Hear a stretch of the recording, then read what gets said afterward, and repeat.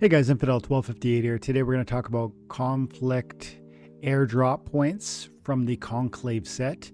I'm going to give you some math on how you can prepare to analyze how many cards you're going to need in order to ascertain or obtain the amount of airdrop cards you want. Some of this is speculation, but some of it's really factual in the sense of particular cards are going to really set you up for success, and other cards that you're maybe currently valuing or prizing or purchasing are preparing you for failure. And so I want to talk about that today. Let's get into it. If that sounds interesting, stick around. Otherwise, check out the next one. Bye guys.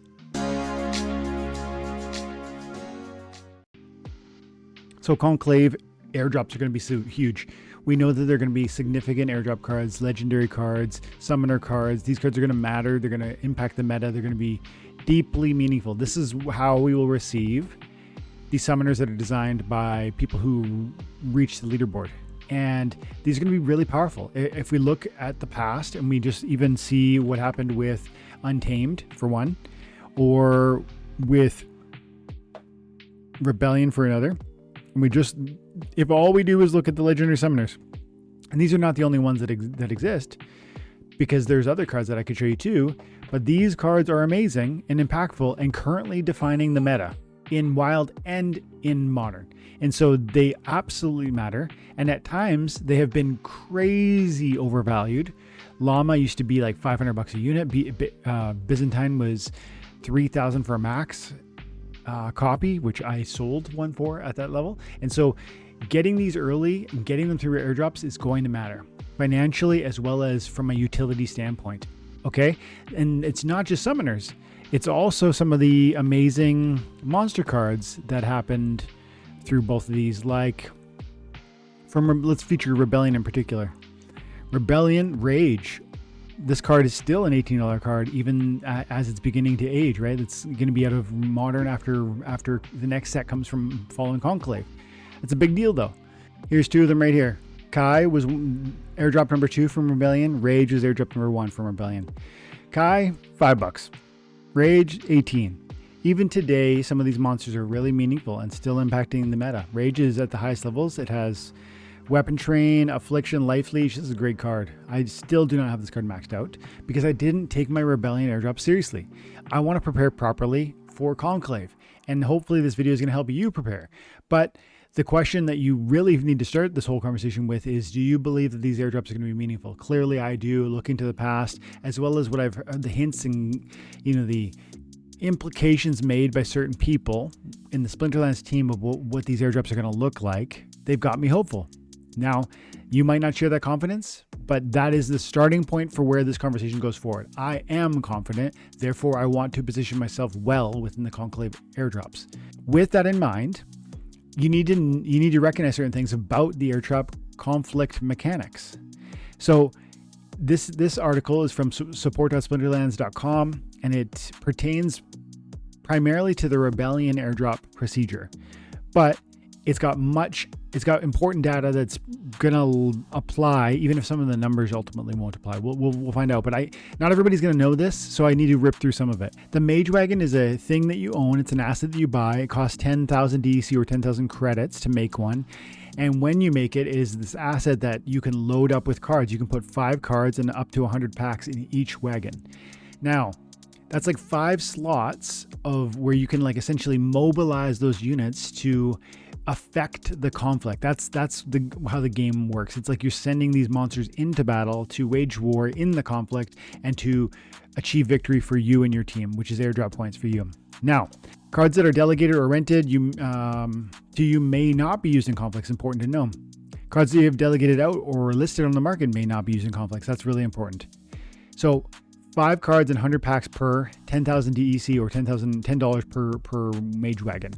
The Mage Wagons are going to break. They didn't break in Rebellion. They're going to break and they're going to require some kind of maintenance. The clarity on that is not 100% clear yet. I'm sure we'll get a post really soon about this fact, about how that's going to work. There was some implication that if you actually produced an airdrop, your Mage Wagon would need repair or maybe replacement. I don't think replacement is going to be realistic. Something's going to happen there though. So let's move forward. This is what they kind of looked like. This is what the window looked like for the airdrops. It would tell you a number of chances for the particular monster or summoner and you would earn more and more chances as time went by. Every day in the month, say 30 days, you're generating X amount of HR, and that's dependent on your CP, your collection power for the cards. And so if you can hold 1, 2, 3, 4, 5 cards per Mage Wagon, 10 cards in these 2 Mage Wagons, they have 2 Mage Wagons, then you can also load 100 packs into each Mage Wagon, which would give you more bonus points, all of it adding up to HR. That HR calculates across hours, however many hours in a day times hours in the month, right? But or how many hours in the month is times your CP or your HR is going to calculate your amount of chances. Actually, sorry, it's going to calculate your total HR, but then you divide by 100,000. It says that here. It's important to first recognize, though, that your CP of your cards is important. We're going to talk more about that in a minute when we look at the marketplace and see what sort of cards are having the really optimized CP or optimized purchase opportunities, greatest value, lowest price. There's some real standouts, and I want you guys to see it. But how are points calculated first? You need to take the CP times the hours left in the conflict divided by 100,000. That's 100,000 is the number, like it's how much one chance costs. One chance to produce an airdrop. And you needed, at least for the first, for Rage, you needed 200 chances in order to probabilistically guarantee yourself one. And then it was 250. See, for every 200 chances, one card was guaranteed. And you could have got more, but one card was guaranteed. And then also, the amount of chances that were required went up and up and up with every new card that was released.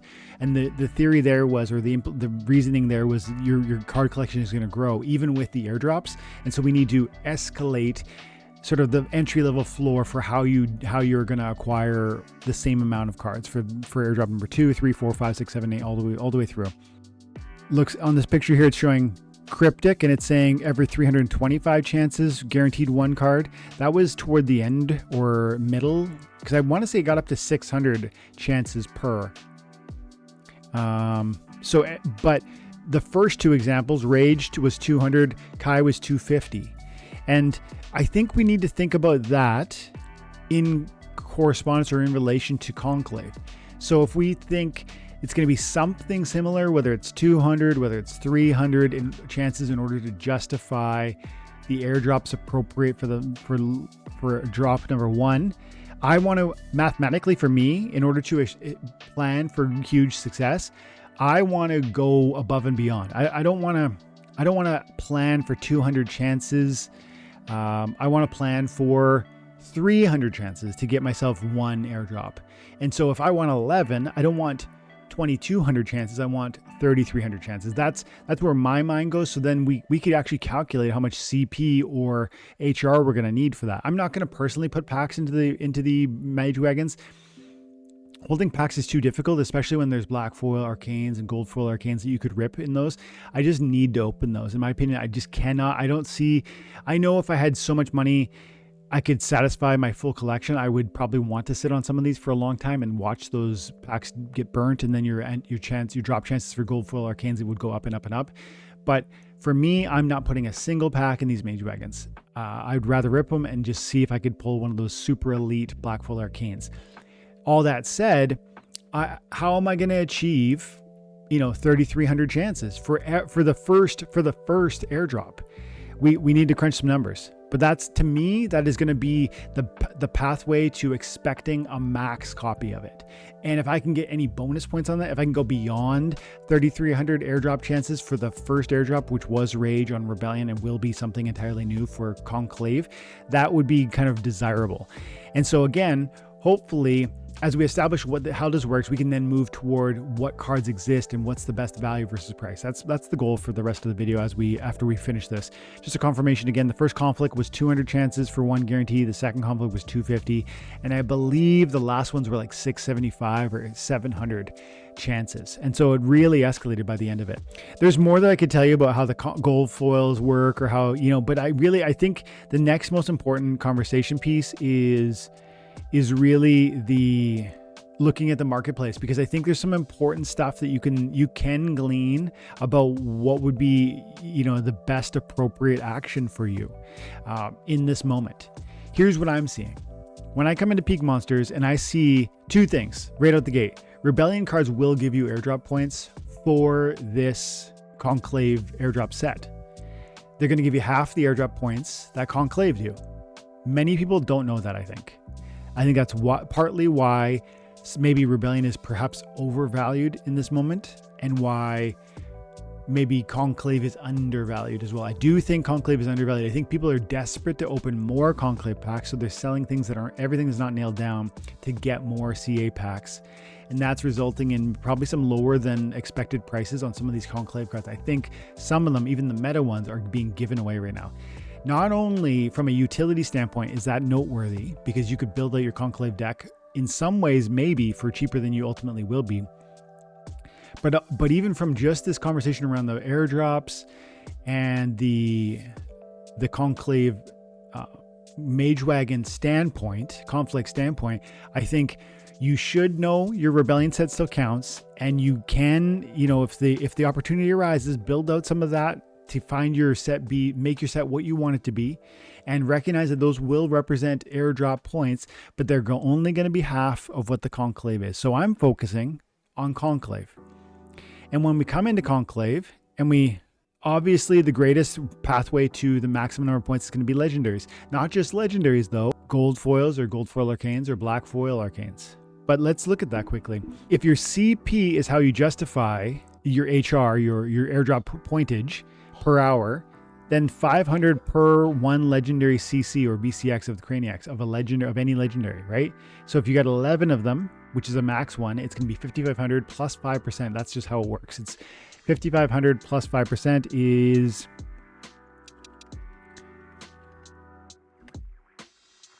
so 5775 for your max reg foil legendary. 5775. And that's consequential, especially as I show you in an alternate example. When we go into commons and we recognize that a common, which needs 400 copies, actually let's look at one BCX is 5 CC. So 5 CC times 400 copies is 2,000, and you get that little bonus of 5%, bringing you up to 2,100 collection points or HR per reg foil common. Okay, so 2.5 common reg foils are going to equate to 1 reg foil legendary. That's one consideration when you're building out, right? You're trying to plan your point totals, etc. But I don't think either of those are the shining story. You go, okay, well, I could get, you know, for $20, I could get a max Quillstorm. That's the cheapest common. For another 25, I could get a max Kaboomist. We'll talk more about that in a minute.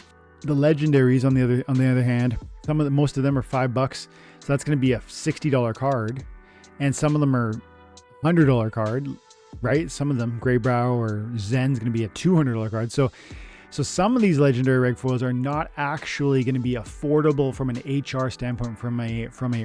These legendary reg foils are not going to produce enough airdrop points financially to justify. So then you go, well, I'm going to buy the commons. And you think, I'm going to buy the floor on some of those commons in order to prepare myself for maximum airdrop success. Here's the problem with that. You're going to need more and more wagons. We already established each wagon is going to have a financial cost. Not only that, but they're going to break down or require maintenance in some way that I don't fully understand. That is going to be a financial cost, meaning you want to get the max CP or HR from every mage wagon. You don't want 1,000 mage wagons because there's startup costs, there's setup costs, there's maintenance costs. You would prefer maximum CP or maximum HR from the minimum number of mage wagons. That will be the most optimized pathway forward. And while legendaries are producing more HR per slot, they're not outproducing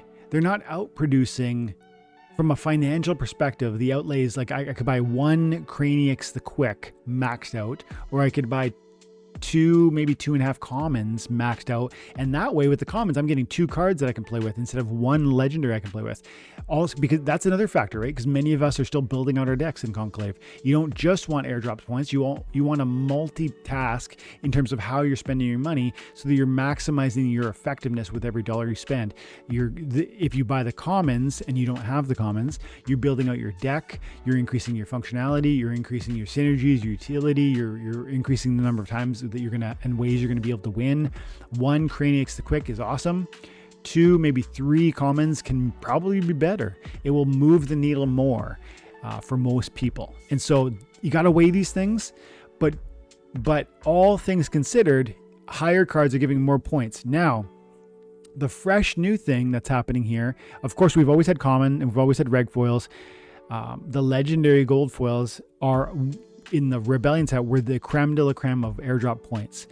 One gold foil is giving you 1 CC is giving you 12,500. I already showed you 5775 for a regular foil maxed out legendary, or 12,500 for one gold foil CC. And the cheapest, they're selling these things for 65 bucks. I just showed you a maxed out Craniacs is 65 bucks ish, right? 65 bucks. So I can get more than double the CC and therefore more than double the HR by buying one gold foil Desolation right now. This probably means that these cards are undervalued. These gold foil legendaries are undervalued. This is one pathway you might want to consider depending on your budget. And again, depending on how you're going to build out your deck, because you don't just want to buy one gold foil legendary when you have nothing else to play with. That wouldn't make any sense. If you have nothing to play with, you got to focus on the first option of building out the commons for the obvious sort of narrative of trying to build the deck so you can play the game, so you can win the SPS, and right. That's the starting point. Assuming you guys are somewhere in the middle of the ladder, this is a deal for someone.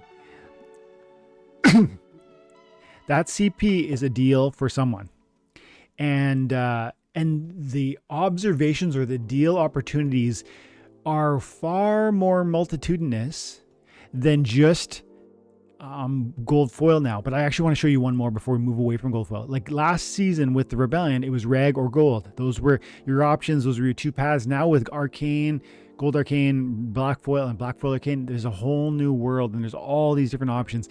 And I really think if you're paying attention, you're going to be able to maximize your rewards for the airdrops utilizing sort of the method we're unpacking here. But I want to show you a common gold foil. Earlier today, I noticed that this card, Cavewise Wayfinder, it's being priced too low. Gold foil, 38 BCX, maxed out, 60 bucks. 60 bucks. Common foil, reg foil, Cavewise, 400 copies, 55 bucks. Do you see this? Like $5 more for the gold foil equivalent. There are opportunities like this all around us. I hope you're paying attention, guys. The people who see this are going to benefit. But the gold common is producing, the maxed out gold common is going to produce 125 per BCX at times 38. Let's get the math on that. 38 times 125, and then we got to add the 1.05. So you're getting 5,000 collection points or HR per hour from the Cavewise maxed out gold foil common. That's almost equivalent to a maxed out reg foil legendary. And this is by the way, this is the same price as a maxed out legendary reg foil. But this is a strong tank too. That's the other piece of it too. There's utility here, the Cavewise Wayfinder. And so look for these deals. They exist in the gold foil or maybe in the reg foil. You gotta really explore your budget, explore every sort of level. Those are some deals I've seen.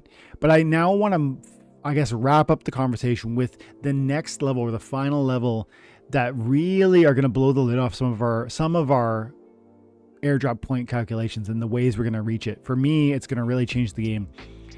The arcanes, they have the same CP as the gold foils, I think. So the CP on this thing, this is a common Portland Cannoneer. Its CP is just like I said, with the same as I just showed you with the gold foil. The gold foil arcane has the same CP as a gold foil common card. There is not a difference. They're both gold foil.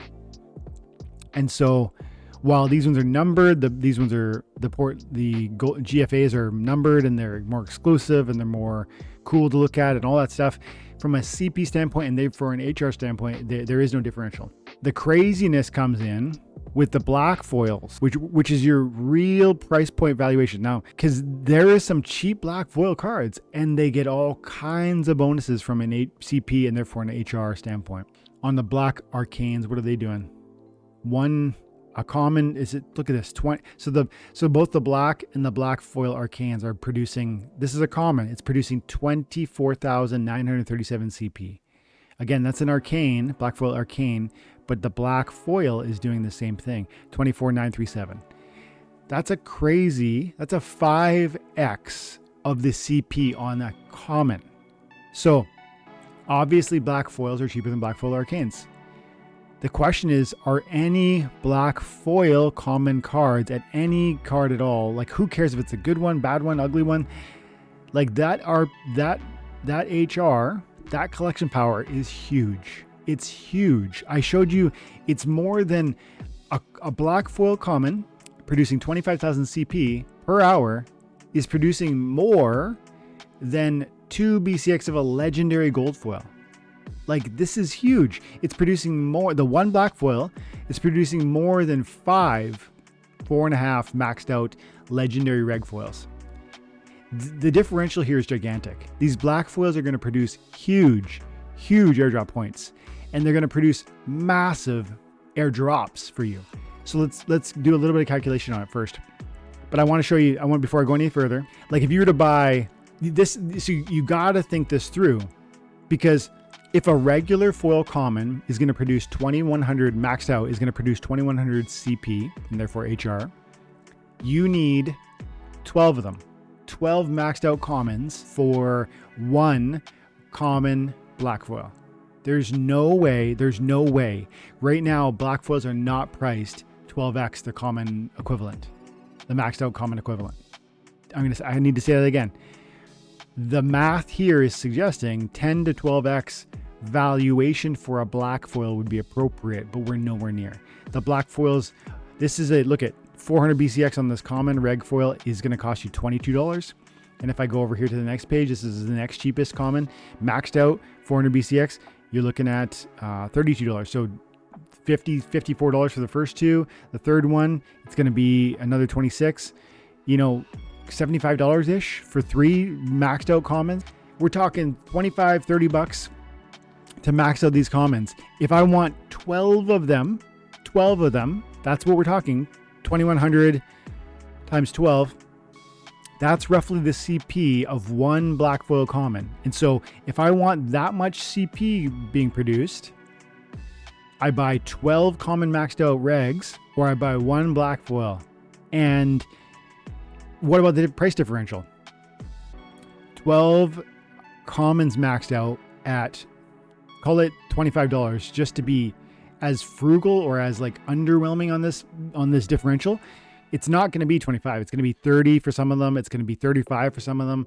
You're going to need to spend $300 on 12 different maxed out common reg foils, which I don't think you actually could do for 25 bucks per. And that's going to produce 25,000 collection power. Or that's $300. Or you come in here and you look at this black foil market and you buy one stampeding calf for 140 bucks. You buy one ganache for 120 bucks. Look at this, 2 of them. And this actually, I like this card too, by the way, with the Reckless. I really like this card. Like, you don't need 2 of them. And I know if you're like a hyper whale, this is a good deal from an airdrop point perspective, and you might just load up on more than one ganache. But many of us need to think about building the fullness of our deck, and we need to think about airdrop points. If you're higher on the ladder, maybe you've got most of your deck and you've got some money to throw around, these are a smoking deal, because you could buy 2 of them for the price of 12 common reg foils maxed out. Maybe even 3, because again, some of the commons are going to be more expensive. There's a Thunderous Herald, another one, 120 bucks. Here's another one, 140 bucks. Silverleaf. Look at actually just 120, 120, 120, 120, 127. Like, there's just so many options here, and each one of them is going to be max for you. Each one of them is going to give you 24,900 whatever CP. And what does that equate to? Like, let's just do that math, because I want you to see this. I want you to see how many points one common black foil is going to get you. Again, 24,937 CP. That's how much HR it's going to produce. And we want to break out the calculator, and we need to see how many hours in a month, because every conflict will be a month long. So we go 24 hours in a day times 30 days in a month. You got 720 hours. And if all we had was one black foil card in our conflict set, we would be producing across 1 month, we'd be producing 24,937. It's 720 hours in a month times 24,937 points, which is the Stampeding Calf's CP, equals almost 18 million points. And you got to divide that by 100,000. because it takes 100,000 points to create a chance. And you can't do 0.9. So this actually, you can't do fractions of an airdrop. So this would be only 179 airdrops. Airdrop chances. And like I told you, that is going to equate to like probably 200 is going to give you an airdrop. Maybe 300 is going to give you an airdrop. If you buy 2 of these, if you buy 24 maxed out commons, which they're literally, I think are only 24 maxed out commons, you would begin to double this number right here. Or you get 2 black foil commons, of which there are many, for 120 bucks on the marketplace. And you're going to do this. You're going to go boom. If you had 2 of these black foils, you're getting for sure an airdrop. Now, I know you don't just want to buy 2 black foils, even at 120 bucks, even if it's a quote unquote good deal, even if the airdrops are great, just for 1 airdrop. I get all that. But again, if the picture is that you like the card, you want it maxed, you don't have it maxed, you want the long-term utility, you see the airdrop points as meaningful, you expect the airdrop cards to be exceptional. And the other piece to realize too here is that this black foil is not going to produce airdrop opportunities for simply airdrop number 1. It's going to produce airdrop opportunities for every single one of the airdrops. And so if you're thinking to yourself, well, I'll just buy 1 copy of the first airdrop card, it doesn't make sense for me to, to multiply my black foils in order to extract greater airdrop chances just so I get 1 copy of 1 airdrop.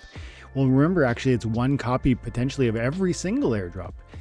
It starts to come together as a full picture for why somebody would be seeking these out and recognizing these as $120 as a smoking deal. I told you even the legendary regular foils maxed out are only producing 5,700 collection points. So you need almost 5 of them, and they were $60 each, to compare to 1 black foil. And 5 legendaries maxed out is going to be at least $300 US, which again allows you to do probably 2 of the black foil commons for 120 each. I really think these common black foils are underpriced. Now, the rares are also something to look at. The rares, this one's 300 bucks, and this I just maxed this card out today. It's only 25 bucks to max this card out in common, which is crazy. Reg foil, I mean, rather. But in black foil, 300 bucks for this card. 300 bucks, and it's actually, look at the CP, it's producing 57,000. 57,000 CP for this card. There is no comparison. Like, the black foils are creating crazy collection power, therefore crazy airdrop potential. These are game changing. This is the pathway to maxing out your airdrop potentiality. This is the pathway to, impacting your land in a crazy way, because the same story that I'm talking about with airdrops is actually it's the same with the calculations around how these will impact you on your land and your productivity over there. These cards are way more valuable than they seem. And it's not even close. I don't know if the same sort of opportunities exist within the epics. Let's have a quick peek. If we look at the cheapest epic black foil, we're at the 658 range. $1 is getting you 200 CP. So some of these commons at 120, if they're being sold for 120, are producing a higher CP than even the epics. And then even the rares, I think. What was the rare differential on the cheapest rare? Yeah, the commons at 120 are outproducing everything so far. What about legendaries? Legendary black foils. The cheapest legendary black foil, 1,700. It's producing 152 CP. So there's no comparison. The cheapest common black foils are a smoking deal if you can afford them, if you want them from a utility standpoint, and if you really value airdrop potentials and the value associated with that. I do, and therefore I want these. These commons are amazing. I previously had been saying that the commons at 100 was an insta-buy. I think it truly is. 120 is like more than enough. Let me know in the comments below what you guys think. I'm convinced. Commons at 120 are a buy. Thanks guys. Bye for now.